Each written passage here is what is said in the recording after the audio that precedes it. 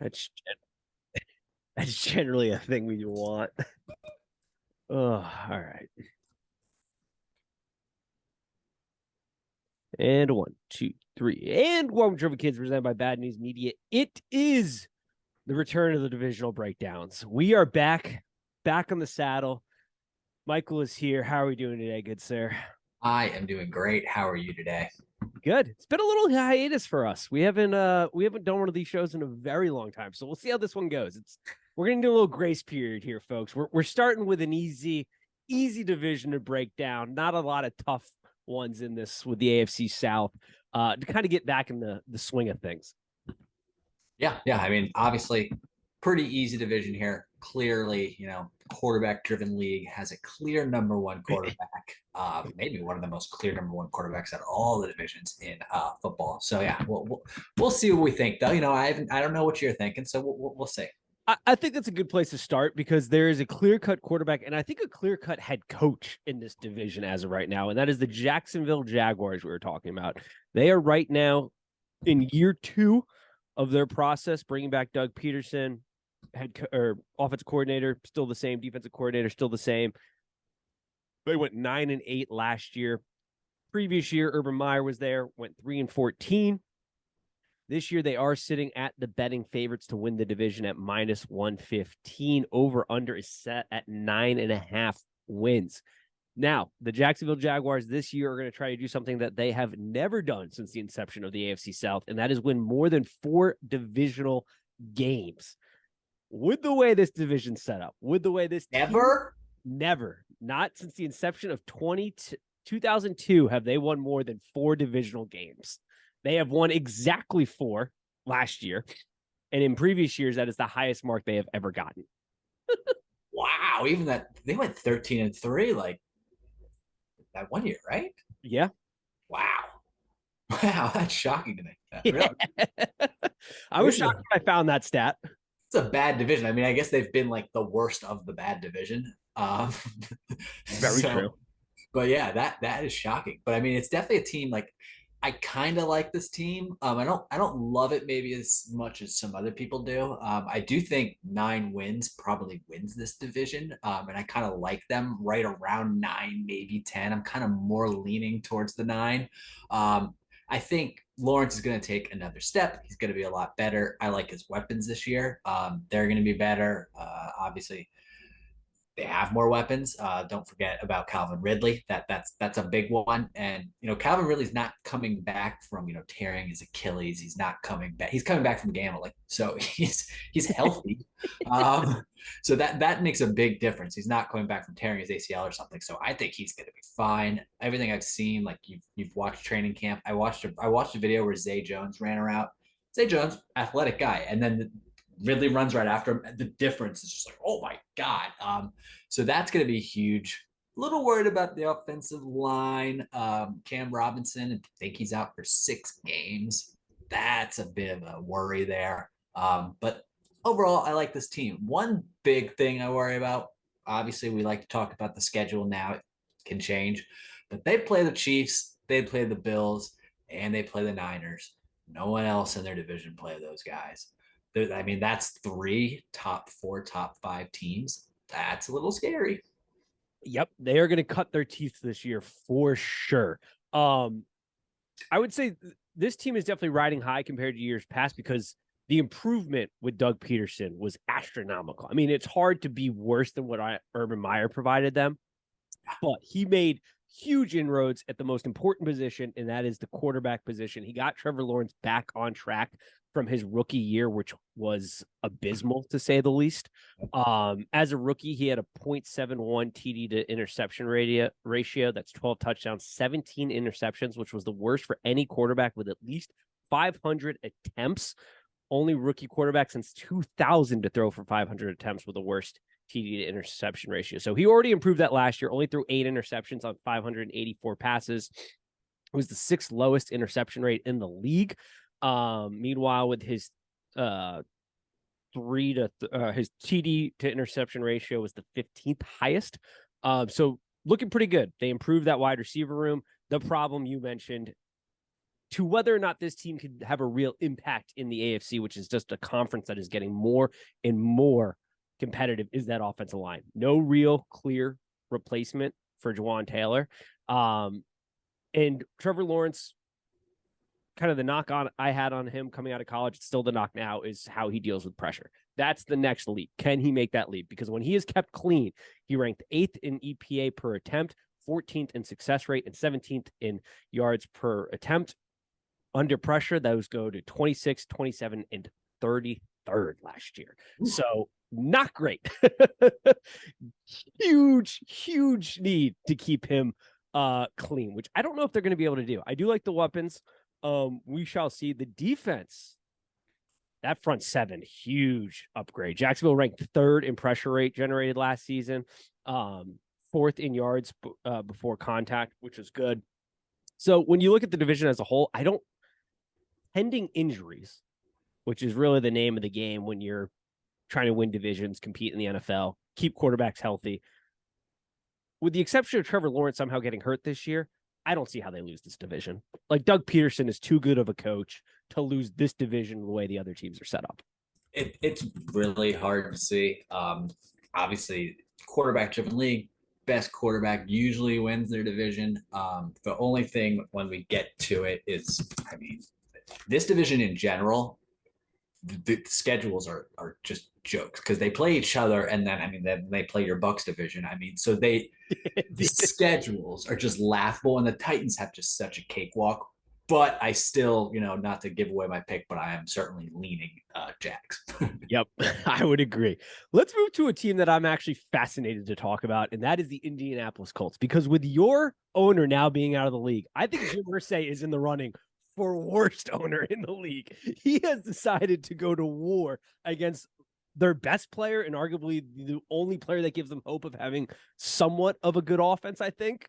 And Jim Irsay, I think we've all kind of known the owner he is, but he's been able to hide behind some other really bad owners in the league. But as they start to go away, I think he's taken the mantle for worst owner.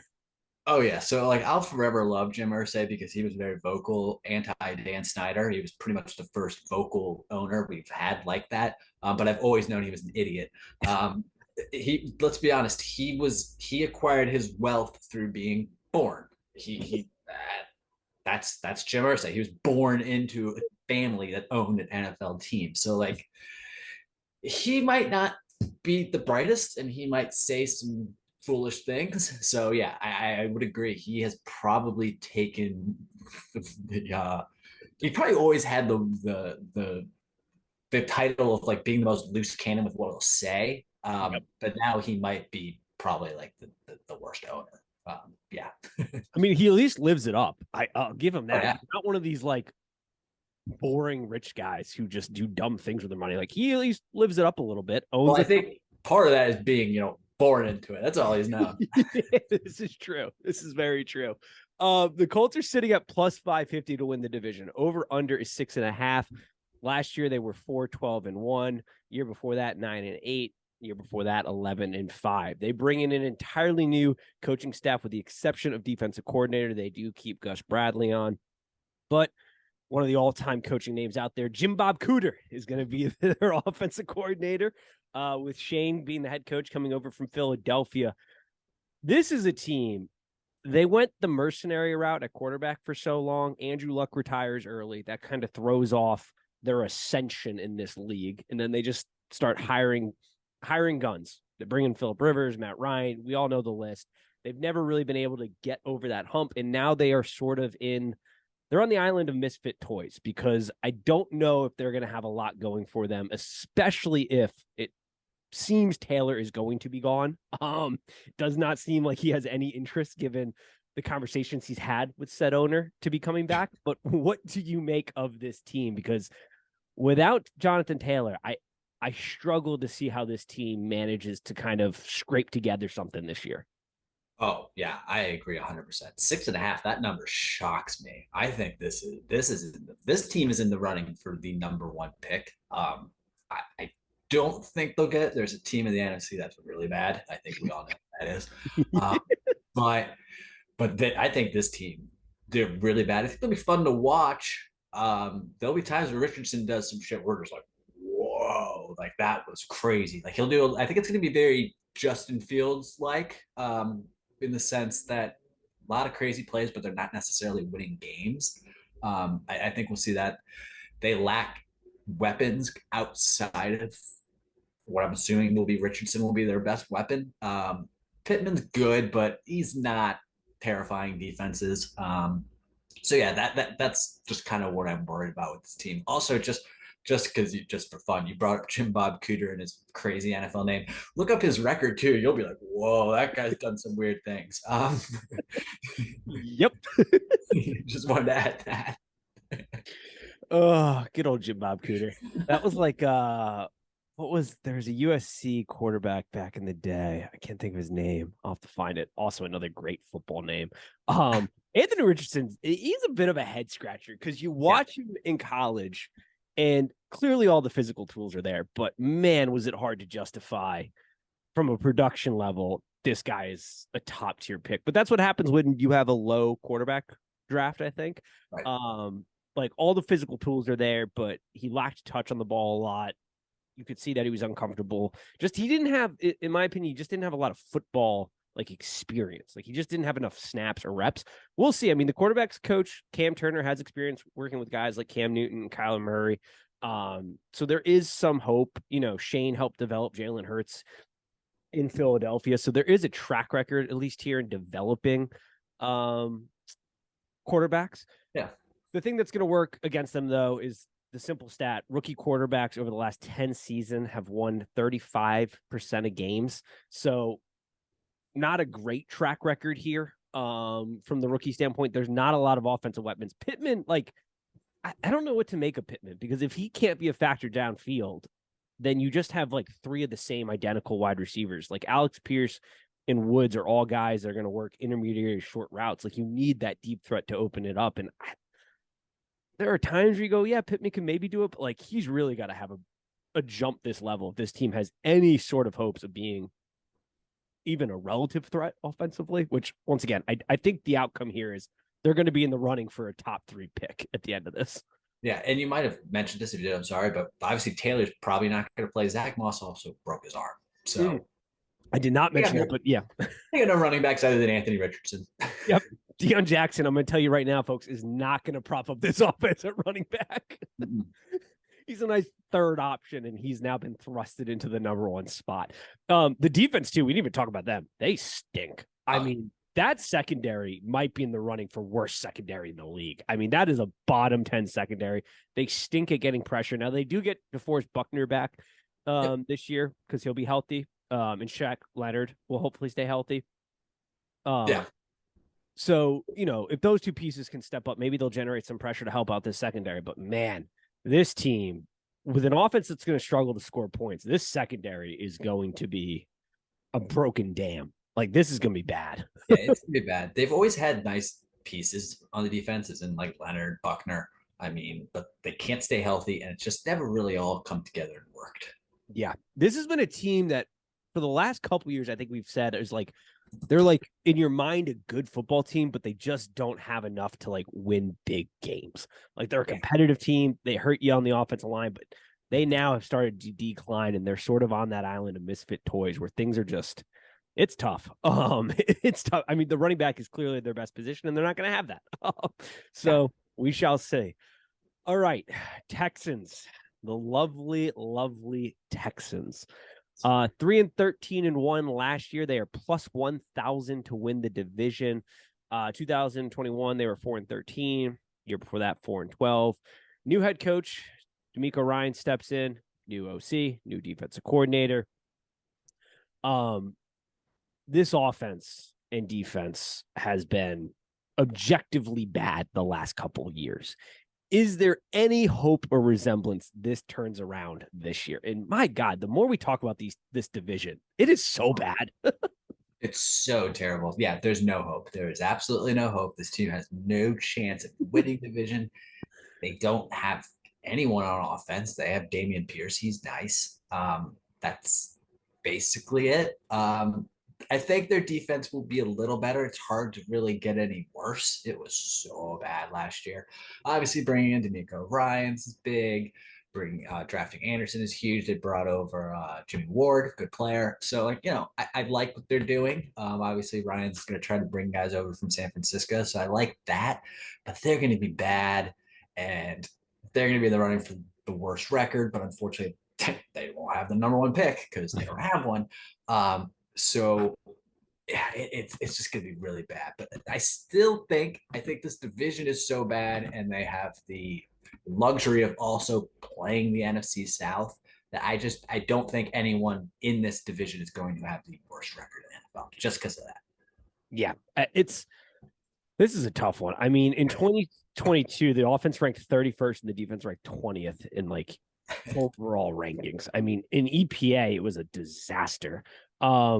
Last year's team had one win against a team with a winning record, and that was against the Jags early in the season when they were still trying to like perform a lobotomy from what like Urban Meyer had brought into that organization. So like this is a bad team. And I think this might be the first time maybe in NFL history where a rookie quarterback can arguably say his wide receiver room was better in college than it will be in the NFL. Like there's a huge downgrade for CJ Stroud coming into this offense and the weapons he has around him. Like it's rough.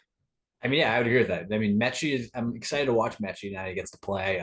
But yeah, Robert Woods, he's just on the backside of his career. He was never known for like speed to begin with, but now he has leg injuries on top of that. So, you got to think it's going to be kind of tough for him. So yeah, it's not good. Yeah, this is a tough welcome to the NFL moment for CJ Stroud. I don't know how his career will pan out. He played well he can deliver an accurate ball. I will say the one thing he's got going for him is the tackle positions are great. Yeah. Howard and Tensel are, I mean, you can't do much better in this league when you put those two tackles out there. So at least his edges will be protected pretty well. But this is a bad football team, folks. A bad football team. Make no doubt about it. Their draft picks are gone. They put a lot of capital in this. They did get Will Anderson and CJ Stroud, so arguably they got their two guys. And the back end of their draft I thought was pretty decent, but this is a long-term project. It's going to be a tough year. Agreed. All right. Let's talk about the Tennessee Titans, a team that just seems to just hang in there year in and year out. But the problem is their offensive philosophy does not mesh well with what the current NFL winning philosophy is. The last 6 Super Bowl teams that have won have been ranked at least in the top 5 of passer rating, with the lone exception of the 2018 New England Patriots, who sat at 11. Titans, meanwhile, highest rank in that period, last 6 Super Bowls, was 23rd. This is a team that is built around a 29-year-old running back with close to 2,000 carries, an offensive line that is definitely disintegrating in front of our eyes, in an offense that is struggling to find, I would say, a path from the wide receiver position. You let go of AJ Brown, you go and sign D Hops this year, who's great but is aging. Maybe Treylon Burks works out, but like there's just not a lot there, and you're built around a guy that, while he has been a freight train, is aging and eventually will fall off the cliff. Yeah, I agree. And the unfortunate thing is, obviously, they're built around this guy, but also on top of that, their offensive line sucks. So, I'm like, well, what are we gonna do here? So it's like they're kind of just they're a team that's built of players who have been really good, but they're just kind of approaching that age or kind of going, over the edge of that age. DeAndre Hopkins has had an awesome career, but he is 31. I think obviously bringing him on will help because this team really had nothing going on at wide receiver last year. So, it will be better than what it was last year. But I don't see Tannehill. I mean, his game is not improving at all. And he's just, as the running game isn't being quite as successful as it once was, he's not playing as well. So I do think at one point we'll see Will Levis. But it all just depends on the schedule and how they're doing, because it is a pretty easy schedule. The only thing is the start is kind of difficult. But after that, it is a cakewalk. Now, they'll still lose a lot of these games because I don't think they're very good, but the schedule is laughable. It is. It is very laughable. I would say if we don't see Will Levis by week 5, we'll probably get him after the bye of week 7. Because I don't think they're going to want to throw him in, second game of his career against the Chargers. You got the Bengals. The Browns should be at least somewhat formidable. We'll talk about them. Ravens. Like, these are tough teams. So I'm expecting either week 5 against the Colts or wait until week 7. Because that is the nice thing. Will Levis, the dude's a maniac. He's a psycho. The way he consumes his coffee, eating banana bowls, like, that's not a guy I want leading my football team. But we'll see. Maybe he works out. I don't have high hopes. I watched him play a lot of football at Kentucky. He was good. I think they upgraded this year Kentucky football with the guy they just brought in from North Carolina State. That's neither here nor there, but the dude's out of his mind. So I don't love that for a quarterback, but we'll see. The nice thing, though, is he does not have to be thrown in right into the mix, but clearly is going to be their guy. At some point, you got to test his mettle when you invest the 33rd pick in him. But yeah, with this offensive line, like, Vrabel's a good coach. I think that part has been pretty solidified. He seems to get the most out of his players. Guys like playing for him. They kind of have a never die mentality. They're always sort of in the fight. I mean, heck, they've got a great record against the Chiefs for a team that, when you line them up on paper, doesn't really line up, and yet they've done very well against arguably the best franchise right now in the league. But it's hard to see them. Like I said, when you compare them to Jacksonville, pending injuries, all things the same, all things even, with that offensive line and the way the defense is set up, I have a hard time seeing them winning and competing for this division. They are plus 310 to win. Their over-unders, I think, sitting at like 7.5 wins last I checked. That schedule is easy. I don't know. I don't know what to make with them. They're a bit of a head scratcher because it all depends on what you get out of Derrick Henry, and who knows? At some point, it's gotta go off the rails. Yeah, I agree. I think obviously it's very obvious. Well, actually, I did notice, but we didn't even mention this. So Jacksonville back-to-back games in Europe. That's crazy. Oh, I forgot to mention that. Yes. I think that's the first time ever. I mean, they are Europe's team. So they are Europe's team 100%. But yes, that is absolutely the first time ever. That's crazy. But anyways, but I forgot to mention that. Yeah, but it's very clear this is obviously a one playoff team division. So got to win this division in order to make the playoffs, because in the AFC, this is not a 2 playoff team.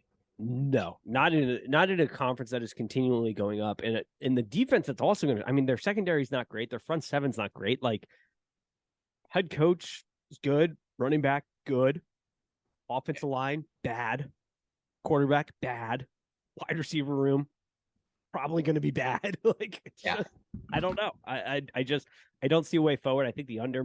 It's just hard because that schedule is so easy. But 7.5 wins. Like, they went 7-10 last year. They're not better than last year's team, at least coming in. So I don't think so. I don't think they're getting 8 wins. All right. That's all 4 teams. Any bets, predictions, anything to kind of give the people here as we wrap up?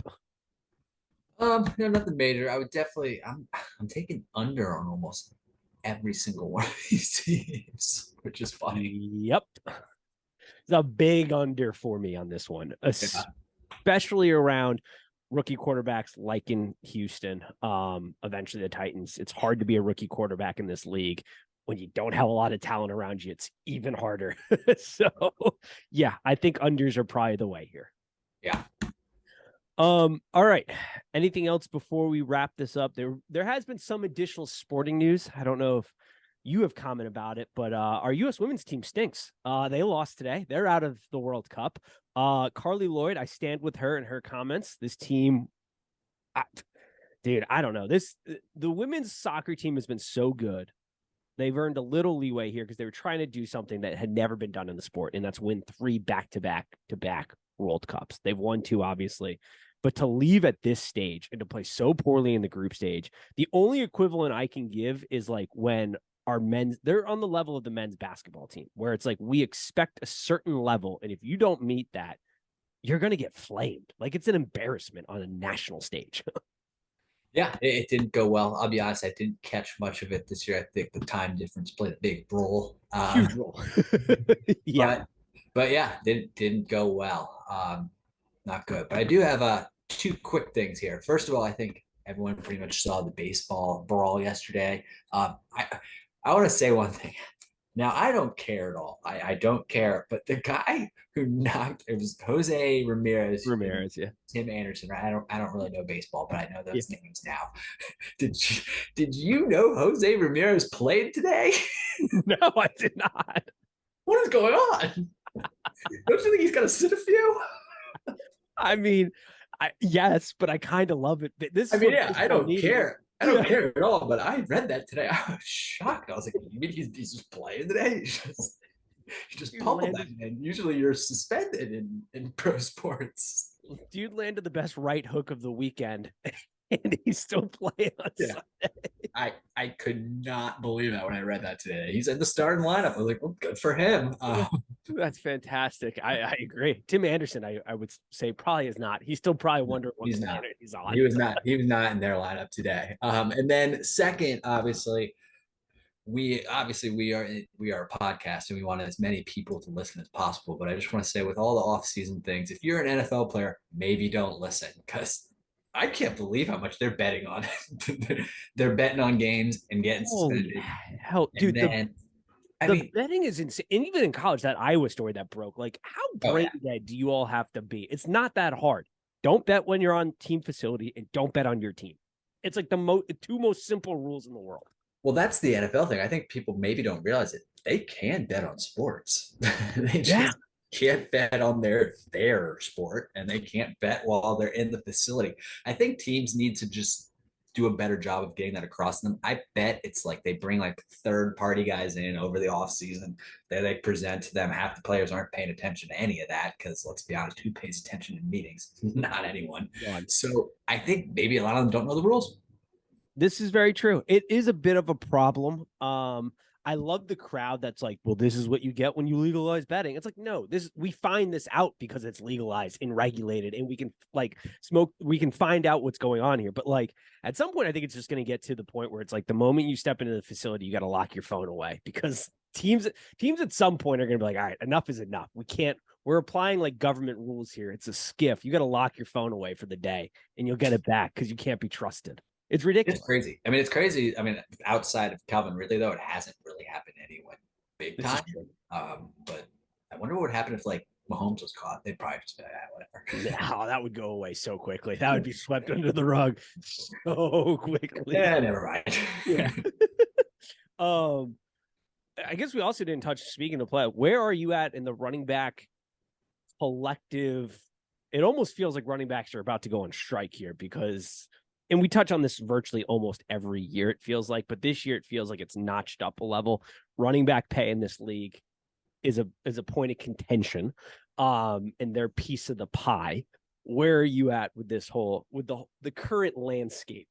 So, like, I understand where they're coming from, and I support them, and them asking and trying to get what they want. But at the same time, I can also look at the business side of things and also understand that you can not exactly just replace anyone at the running back position, but you can replace them at like 85%. It's kind of how I also feel about, I feel the same way about signing like cornerbacks from different systems to like $85 million contracts. I'm like, I think you could get almost the same production out of a third round pick.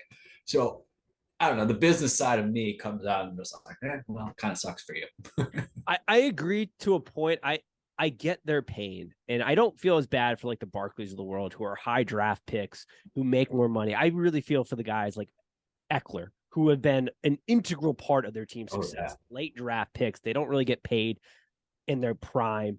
I don't hate a world where maybe we carve out a rule for them to make more incentive-based pay, because they are virtually the only position in the league that has not had rules implemented to protect them on the offensive linemen have had new rules to protect them. Quarterbacks, wide receivers, they're basically getting into car rash. I get their point, but I also see the business side. It is a tough position. My only thing is, if we want good athletes to continue to play the position, there has to be some level of balance. What that is, I don't know. I think the easiest way is just carve out a new rule that allows them to make more incentive-based things. I Feels like like the easiest solution. I like the idea. I mean, it's hard to make this happen, but I do like the idea of rookie running back contracts going down to 3 years rather than 4 years. Don't So hate that either. you can get paid quicker, more in your prime. I do like that possibly as an option, but I don't know if they'll actually do it. 100% agree. And then my final note, college football. We're not exactly a college football pod, but it's hard not to speak on what is going on there. Ooh. Holy hell. I will say Florida State might be the sneakiest organization ever. During the realignment, they just slowly slid into the news cycle that they are seeking private investments. It's like, all right, how more blatant can you be like, hey, Saudis, could you please fund us real quick? Florida State's just mad that like teams like Boston College are like getting the same slice as them. They're just pissed about that. Yep. College football's in a weird place. I don't know. I love the conference play of it, because the one thing college football I don't think really understands is it is what makes the product good is not the actual on-field play. It's all the other stuff that makes it exciting. Oh, yeah. It's like the rivalries, the stupid things kids end up pulling off. Like, it is a worse product on the field wise. So if you try to make it a junior NFL, I think there is some decrease in value there. But for sure, they're destroying rivalries for sure. Yeah, and I also feel bad for the non-football sports. Like, you're telling me you got to travel from Eugene, Oregon out to Rutgers to play a softball game on a Wednesday and then fly back. Like, I know. I mean, the non-football sports here are just getting screwed left and right. Yeah, they really are. It's bad. All righty. That'll do it for us. We will be back with some more divisional breakdowns. I think not a bad one for the first one. Hopefully the fans enjoyed it. Little actionable info there. It's only up from here. And as always, peace. Nice. Quick and easy. Yeah, it was good. I love it.